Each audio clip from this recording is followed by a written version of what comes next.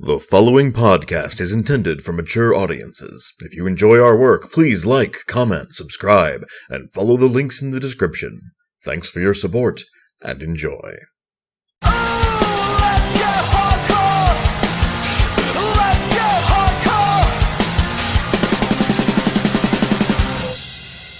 Greetings and salutations, listener. It is I, Eric J. Chucci, of House Tepish, joined as always by the boy Belmont.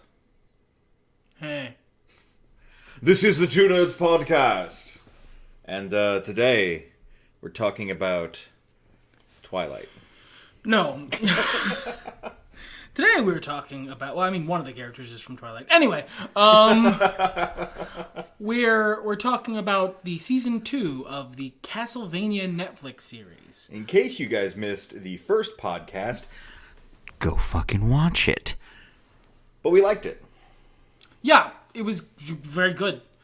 I have a couple nitpicks. Overall, the season was really, really solid. I really liked the plot. I really liked the voice acting, and the animation was as crisp and amazing as it was the first season. I think they actually upped the gore. I don't know about that. That first season was rough. It was. And it was a well-plotted, well-acted, fun series based on a thing that I kind of like and Spork really likes. It was overall a really positive experience. I'm not doing the bit. It's a good bit, but I'm not doing it. You're still doing the get real close to the mic bit, so I didn't know. I'm never going to stop the get real close to the mic bit. The get real close to the mic bit is big fucking million. That's fair. All right, so anyway, I do have a couple nitpicks. Pick your nits. But we talked about this a bit last night, and you didn't really get into much in the way of stuff you found a problem with. So I want to start with you, because you already know the stuff I'm going to talk about. Did you have any issues with the season overall?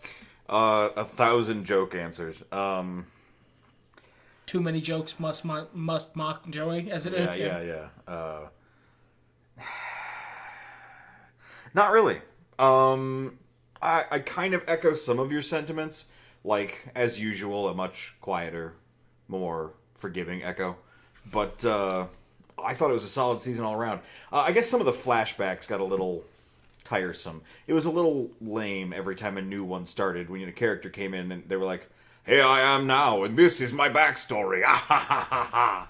Now I am also here, and here is my backstory. Oh, ho, ho, ho, ho." So on and so forth. But, like, the flashbacks themselves were good. It just the way it was edited together and used as a storytelling device. About the third flashback, I was kind of like, all right, guys, I get it. I don't necessarily... These guys are going to be dead by the end of the season, I'm sure. I didn't mind it as much. Yeah. Specifically that. So much so that I kind of wish they had changed something happening in this season to use for more flashbacks next season. But... that sort of dovetails in right to what my problem was. Sure does. Alright, so I really, really enjoyed this. I was riding the wave of this show. It was super great. I'd enjoyed basically all of it, minus one specific character nitpick. More like a series of events that made me not able to enjoy a character as much as I would have liked. But that was overall a really minor concern until they added an extra episode onto the end of the show. The end of the episode before the last episode of the season it may be a little abrupt, but if you ended it on the scene that ends on, because no, I can do this spoiler free. If you ended the season on the end of the episode before the last one, it would have been an abrupt ending that didn't do much to tease a sequel, but the tease for a sequel would still have been there in the subtext, and you could have just continued on next season and then filled in the gaps of what happened between the next season and this season in flashbacks or in the beginning of next season. Say season again. Season. Thank you. Instead of doing that good idea, what they did was they added an extra episode onto the end of the series, which is just an entire episode of the end of Return of the King, the movie, where they have 40 million endings. It's that, but longer somehow. I mean, let's be real. The end of Return of the King, the book as well. Yes. It's just like I think I stopped counting at around 5 times that the trio of our main characters split up and said their goodbyes. Around 5, I just stopped counting. And they went from setups for the next season being available in the show. They did a bunch of stuff to set up for the next season. They took characters off the board, as it were, in ways that allowed for them to show up again. But then in the last episode, they basically took all of that nice subtextual, teasing for, oh, what could this person do in the future? Or what could this person do in the future? And just, shoved it right in the camera's face. They're doing this. This is what's coming next. This is the future. We're doing this. We're making another season, you guys. Come watch the next season, you guys. And it really took me out of the experience. I didn't suffer the same problems to the severity you did, as I said earlier. But I understand and agree with your criticisms. It did get a little okay, why are we doing this? Let's go ahead and wrap it up. And some of that stuff could have waited till next season, even though I was excited to see it. Specifically, I think we should, we're not going to do the 5 seconds of silence. That bit is officially not funny anymore. But Was it supposed to be funny? A little. Okay. But I'm so sorry if you ever laughed at that, listener. I'm not. So, how to put this? I think spoilers is where we have to go. Yeah, spoilers beyond this point. The stuff they did with Isaac in the desert, I feel like that would have just literally been better next season. See, I have to disagree because I was really excited to see Isaac get up to some shit. I understand where you're coming from, but me personally as a fan of who Isaac seems to partially represent in Shaft, I really want to see more of him because I feel like Shaft has been, in my personal opinion, one of the more underrated characters in Castlevania, and seeing a character like him come to fruition is very enticing. If you're new to Castlevania or you're about as interested in it as I am, please note we don't mean Shaft, the bad mother. We mean Shaft, the character from Castlevania. Yeah. Shaft is a sorcerer in Dracula's Dracula. Yeah, dang old Dracula's main squeeze there. They're real good friends, him and Dracula. Consume paralysis. So, I feel like we should go through the season in rough strokes. Because I don't know if it needs episode by episode, but...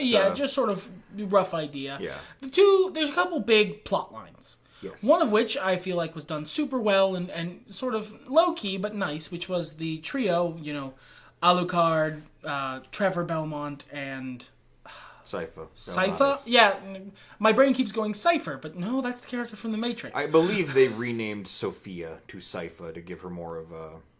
exotic flair. Well, you just more of a... More, as she would put it, more Wallachian. Yeah. Well, and part of it is because, they had that conversation in the fucking library about, your name is Belmont, but your first name is Trevor? Well, Belmont's not really a Wallachian name. No, we're not from around here. Alright, but Trevor's weird also. Yeah. Yeah, that's fair. Which is fine. I don't care. Merge the characters, put it together. Castlevania lore has not been built from the ground up to be internally consistent. Same thing with Isaac, looking, instead of like Isaac from Castlevania, a lot like fucking Shaft. And acting a lot like fucking Shaft, as I understand it. Yeah, so... there's that. And that's a good Castlevania plot. They're really solid. They're going to defeat Dracula. Then the other plot is... Dracula gathers up this war council of other vampires. Of, cool, interestingly designed, noble vampires from around the world. And he then makes the Planeteers, but vampires. But then, it becomes vampire politics, which Dracula explicitly does not participate in, but for 2 times the entire season, because he's so completely done with everything. He's like, I don't... Just kill humans. This is not hard. Just kill humans. This is not... Just go out, murder some humans, come back when you're tired, rest up, do it again. Guys. I want a pony, though. Fine, take a pony, go kill humans. I want 2 ponies and a hat that says I'm better than him. Hey, fine, two ponies, a hat that says you're better than him. Hey, and just kill humans. This leads into my other nitpick, and unlike the first one, which I call a nitpick, but I think is a genuine structural issue. Yeah, it affected you more than it affected me, but I do agree. That's an actual, I would consider a fair critique. Yeah. This is me being literally a picky bitch. I'm not going to pretend like it's anything else. Let me get the name of the character because I have a million mean nicknames for her. So, Carmilla. Carmilla is a terrible villain. She's well written, but she's not believable. And I can explain why. So in the beginning of the show, they set up various things about the Vampire Council end of things. Shout out, fucking Peter Stormare as Godbrand is amazing. Peter Stormare is fantastic in everything he drifts past. And listening to some of the lines they gave him to read, just fucking spectacular. Godbrand is an amazing character that I love. But Carmilla... He likes boats. He likes boats. I'm a Viking. I'm supposed to like boats. I'm supposed to make boats out of stuff. But how to put it? I can explain why Carmilla isn't believable to me. Because her whole thing is that she's the super schemy, evil vizier sort of archetype where she plans on betraying Dracula and killing him and taking over. She has some really ham-fisted and unpleasant ethos and philosophy beneath that I'm not going to get into because it upsets me and depresses me. But I don't care about that. That's good villain stuff. She's well written, apart from this one thing, and we were talking about this last night, and that's how I managed to dial this down to the part that bothers me.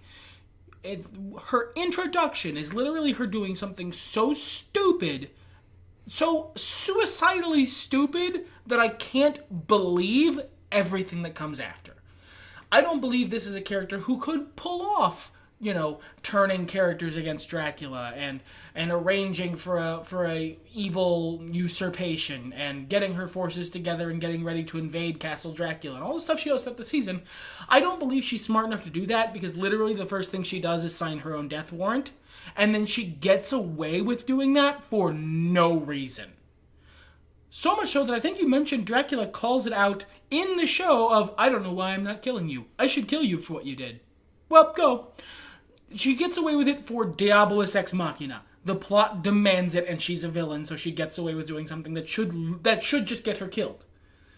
They've established very much in this series that Dracula loved his wife very much and does not take shit about her without murdering you. The first thing she does is give him shit about his wife in public in front of all his subordinates who he has to keep in line. She shouldn't have walked away from that. It is entirely unbelievable that Dracula does not gut her for that. It's foolish for him not to. And he doesn't. Because she has to live, because otherwise the plot doesn't go. So it makes the entire rest of her villain arc completely unbelievable to me. Because it all proceeds from this base assumption that she would have gotten away with doing something so suicidally stupid right from the start. I mean, it's a fair thing.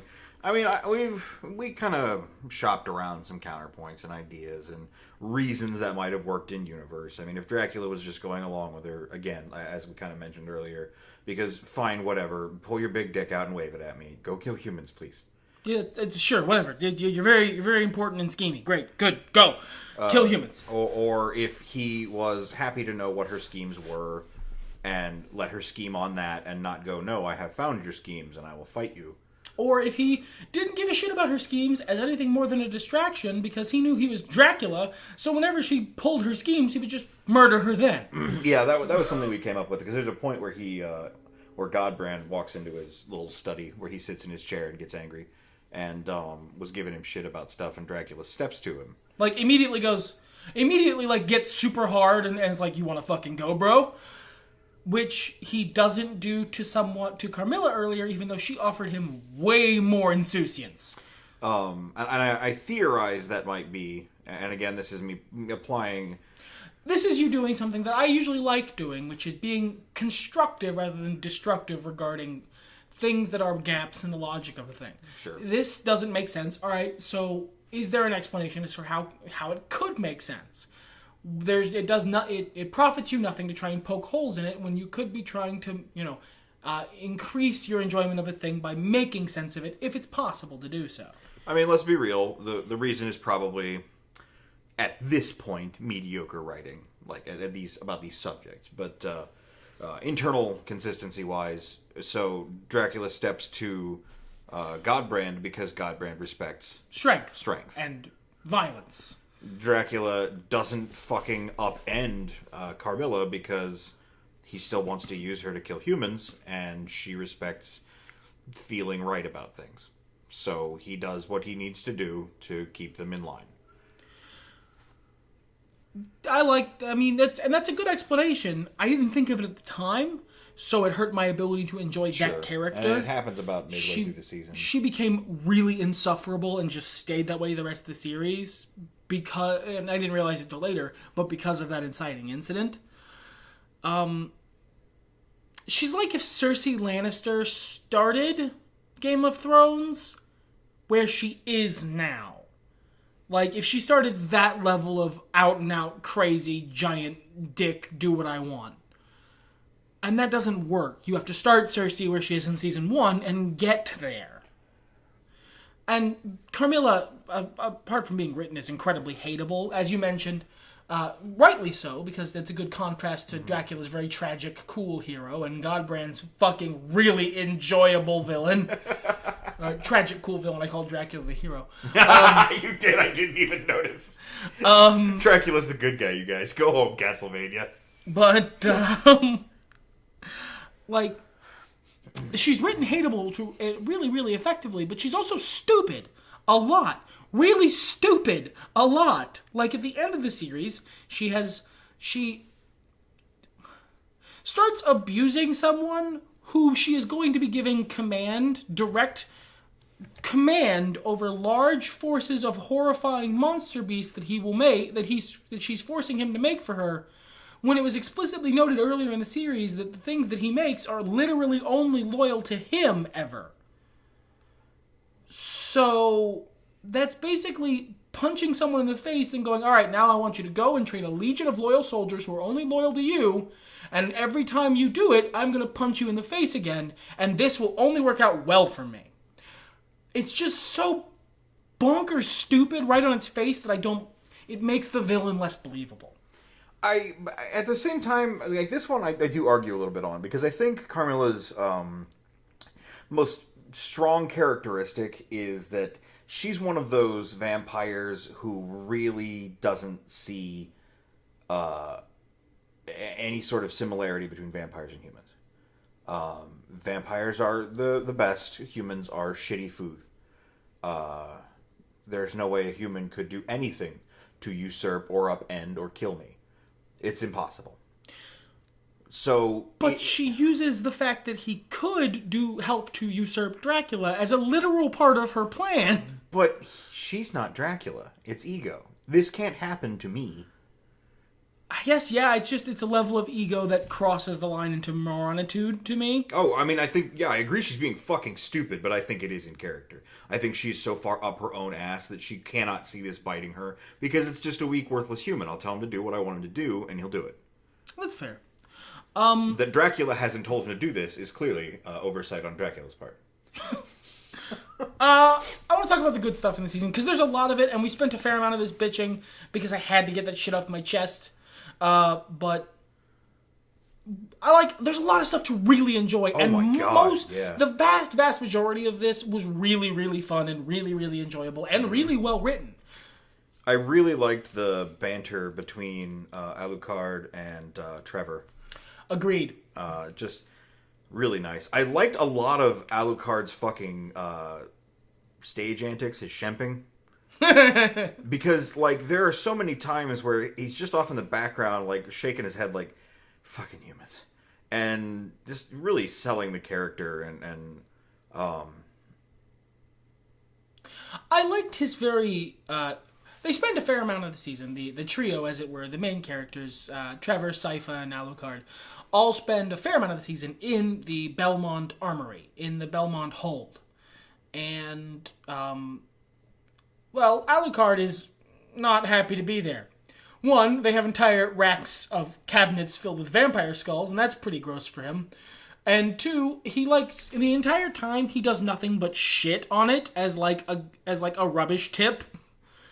And I'm sorry, Trevor, apparently your ancestors were hoarders.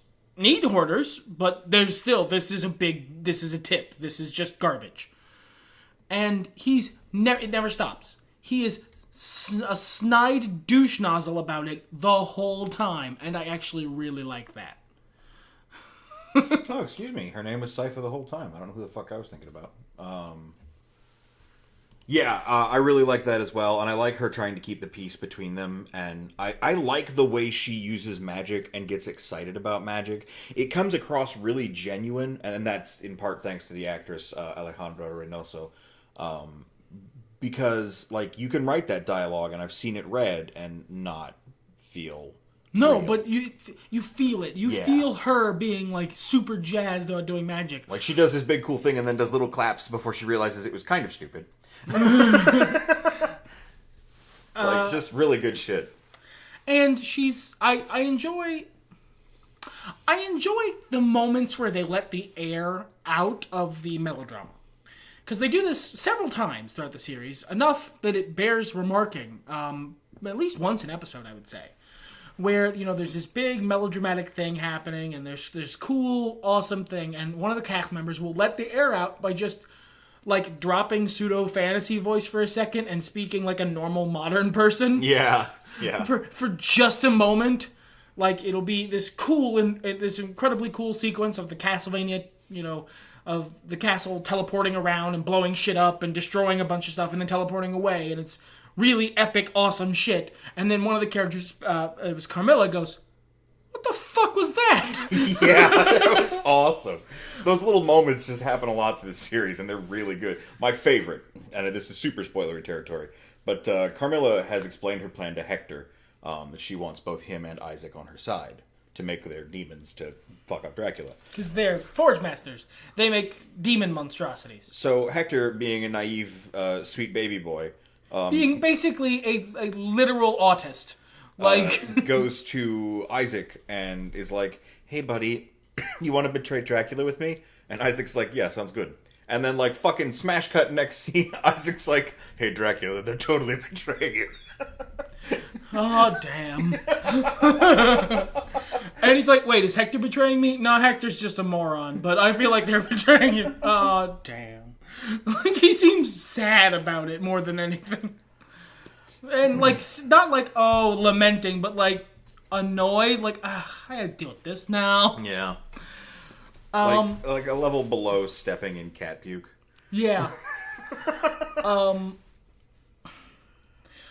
So many of the performances were just amazing. I would give shout-outs to everyone who was really good, but it would just be me reading the cast list. Yeah, man. There wasn't as much hurdle to get over as there was in Season 1 for getting into the believability. I remember the first episode of Season 1, I was a little shaky on Richard Armitage, but there's none of that. They're all very comfortable in their roles. I think he's better in this season. I agree. I think he's come into his own in the role of Trevor. I agree. Graham McTavish is as good as he was last season. Yeah. Fucking Dracula, King of the Edgelords.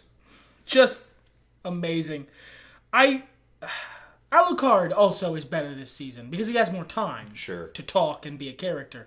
Side note, one of the things I love, one of the little, letting air out of things by being more modern and sort of tongue-in-cheek, is Sypha trying to keep the peace between Alucard and Trevor, not sort of realizing that there is peace between them. They're giving each other shit because that's how these guys are bro bonding. Yeah. Because she'll hey, be nice to each other, and then they'll wait for her to walk away. And then one goes, "Eat shit and die." And the other one goes, "Yes, fuck you." And then they chuckle because they're bonding. Yeah, it's fun, man. The fight scenes as well, dude.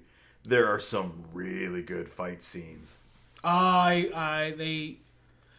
There's some really good fight scenes. There's some really good fight scenes against a bunch of really cool enemies. Some of which I could tell were like very classic Castlevania bosses because Spork would go "oh" when they show up on screen. Slagra and Gaibon specifically. I always forget how to pronounce Gaibon's name, but I was really happy when they showed up. That was fucking sick.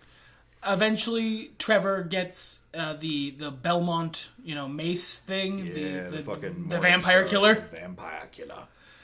And he becomes exponentially cooler when he gets his hands on that because he starts blowing vampires up.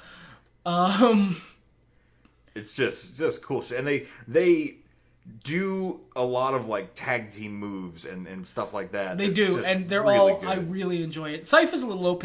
I'm gonna be honest. I think she's like Glass Cannon though. Yeah, like, I mean clearly. She's got some defenses, but she's just a regular human person, so if one of the vampires punches her, her head will come off. And they sold how strong vampires, especially Dracula, are so well because they also sold the gap between other vampires and Dracula really well. Like, and there's shit like that where and it's just done so well in the animation. Like when they're uncovering the Belmont estate. They're struggling. Trevor's struggling to remove boulders, and he's like, "Alucard, come help!" And Alucard's like, "Okay." And he just like picks up 2 boulders one-handed and like starts tossing them, and then it like cuts to those two to Trevor and Sypha looking. Sypha hands Trevor one of the torches, and then there's just an audio loop, basically the clunk clink clink, like the cartoon audio loop of heavy things moving off screen. But then, like, these people, are fighting against vampires, and you got this. They really sell this aspect of strength that all the different characters have, and then Dracula gets down to brass tacks, and it's like a Burning Man walking through Butter Village. I mean, he's just so much better than fucking everyone. And then in the final fight, when the trio are assaulting Castle Dracula. They just it's a really hard fought. They're trying it's a really hard fought victory. It's a cool sequence, but they take out all these vampires and like the Vampire Noble War Council, what's left of it, by the end of the series. They take them out in this really cool fight sequence, but they're all holding their own. Yeah. Like, it's clear that Trevor's not as strong as the vampires, but he's able to get around that by being good with weapons, and Alucard is just better than them. Alucard is broken. And then Sypha is also OP, because she has super magic powers that do basically whatever she wants. But then they fight Dracula, and it becomes clear really, really quickly that they're out of their depth to a certain degree. I love fucking Trevor beating the shit out of Dracula's face, and Dracula's looking at him bored as hell. Talking, yeah. Like, actively still talking, while Trevor is punching him in the face, and it doesn't even move his jaw to make him mispronounce his words. No, it doesn't. It's just... Trevor is punching him repeatedly in the face. You must be the Belmont. It's so fucking good. Yeah. There's a lot to celebrate this season. And again, it requires mentioning Peter Stormare. Peter Stormare is amazing as Godbrand. Godbrand they did my boy Godbrand wrong. He went out like kind of a bitch. They did him wrong. Nah, I don't know, man. They did it. They done did him dirty. Godbrand should have gone out like a boss. It was that heat transfer. Godbrand had fucking meteoric heat. Then he gets taken out, and now the rightful heir of the fire has usurped it. That's fair. That's fair, because it was a really great scene to make the character who takes him out look super cool. Yeah. I'm looking forward to season 3. I'm curious about what they'll do in the far future if it goes that far. There are a lot of characters in the Castlevania mythos that could get explored. This is actually something we disagreed on, so I'm glad you brought it up. Oh yeah, sure. I contend that you are thinking incorrectly there. I contend that not only is that something they won't do, it's something they shouldn't do. You're thinking like a video game, and that sort of thinking is why video game adaptations are often garbage. Let me explain for the sake of the listener. One of the things I mentioned when we discussed this last night was that it would be cool to see some of the other Belmonts, like Simon or Richter. And that's specifically what you're having contention with, not like the other characters in the Castlevania. Yeah, no. But like, because to see those, you'd have to jump the timeline forward. Right. Enough for them to be adults. And that sort of thinking is one of the reasons video game adaptations are not great. Because you shouldn't jump the timeline forward. Because you spent 2 seasons building up specifically Trevor Belmont and Sypha, who are humans. And they're 2/3 of the protagonists. Yeah. Moving the needle forward so that you only keep 1/3 of the protagonists, who is, in kayfabe, in the story, not going to be doing much adventuring here forward, isn't the right move. I don't think. I can see where you're coming from. Bad story, and I don't think it's season 3 stuff to do anyway. I don't think Trevor's arc is done, regardless of staying power and marketing and all that. Sypha could probably. I think her arc's pretty well set. I don't think so. I think she's starting a new arc now. Yeah, that's actually what I was about to say. But definitely Trevor still has some shit to work on. He needs to. I think we need own the Belmont name. A minimum of 2 more seasons with those 2 characters. Sure, I'd buy that. And then season 5 could do a time skip to Trevor's son and make that Simon and have him use a little bit of Trevor's, martial might and a little bit of magic from his mother, who is Sypha. Because come on, they didn't make them 11. They didn't make them a couple in this series, but come on, guys. I mean, they kind of hit it pretty strongly. They hinted at it, but I mean, that's how it works in the games. So, overall, definitely recommend. If you like gory, cool vampire shit, man, there's a fucking epic set of vampire fights. That made me wishing I could see it in with live action actors because it was fucking cool shit. You know what? Honestly, I don't know. I think I prefer this as animation. I'd want to see that exact fight with live action actors. I don't know that I would. Yeah. I think it being animation lends it a layer of fluidity that live action actors without a lot of CGI, which doesn't look as good animation, wouldn't be able to match. Let me put it this way then. I would like to see that vampire fight with 3 times the budget. Because those frames, those lesser motion frames, would have added so much more fluidity. And this is already a beautiful show. This is already a great, anime quality shit. But you can tell sometimes that they're like, okay, and let's just shift this slightly to make it animate. We've got 3 frames here for this drain effect to happen. Fuck it. Which full respect. I know that's how animation is fucking expensive. But I would love to see it with 3 times the budget. Just that scene. Yeah. I'll just take that scene. That's I mean, honestly, 3 times the budget would just be good. With animation, it's almost the more budget you have, the better sort of situation. Basically. Well, the more you can pay people to fucking work on it. Yeah, the more budget you have, the more time you can use to animate it, so the more animation you have, and thus better. Yeah. The more fluidity between the actual keyframes. But I thought about this because there's another series that is going to be getting a show soon, and this is kind of tagged on at the end of Castlevania, but it's something we can talk about, and it doesn't deserve a whole podcast. And I would prefer this to be an animated series, even though it probably wouldn't be. Oh, true. Which is The Dresden Files, has been optioned by Fox 21 for a new series. And I think it would be better if it were animation than if they tried for another live action, because they're just not going to be able to do some of the scenes justice in live action. Whereas in animation, it allows you to do things like be really picky about the characters looking like they look in the books. Because with live action, you got to make compromises. You're not going to find a 6'7" motherfucker who's a good enough actor to be Harry Dresden, who's also thin and has a really hawkish, narrow face and looks grizzled enough and all that shit to be perfect screen accurate, book accurate interpretation. You're not going to find that guy. That guy doesn't fucking exist. And if he does, then you got to try and cast Murphy and Molly and Michael Carpenter and all the other characters who look really ridiculous, and casting them live action and being good enough and the right dimensions would be hard. Whereas if you do it animation, you can just have someone read the description and then make that character.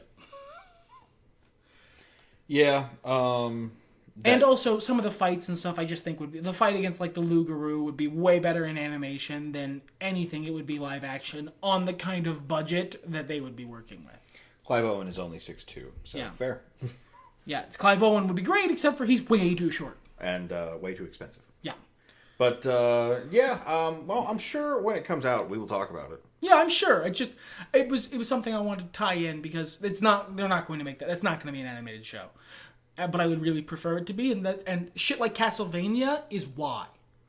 Well, Black Panther / Wonder Woman magic. We've worked previously. Mortal Kombat 10 magic. Do your thing. Yeah. Video game with Swamp Thing in it magic, please. Universe, if you could make that an animated series, James Marsters could voice Harry Dresden and Bob, and then you can recast everybody else. Just do it for me. I'm good. I'm set. You? I don't know. I mean, how's your day been, buddy? Everything's better when nerds talk about it. Fuck it, let's get high!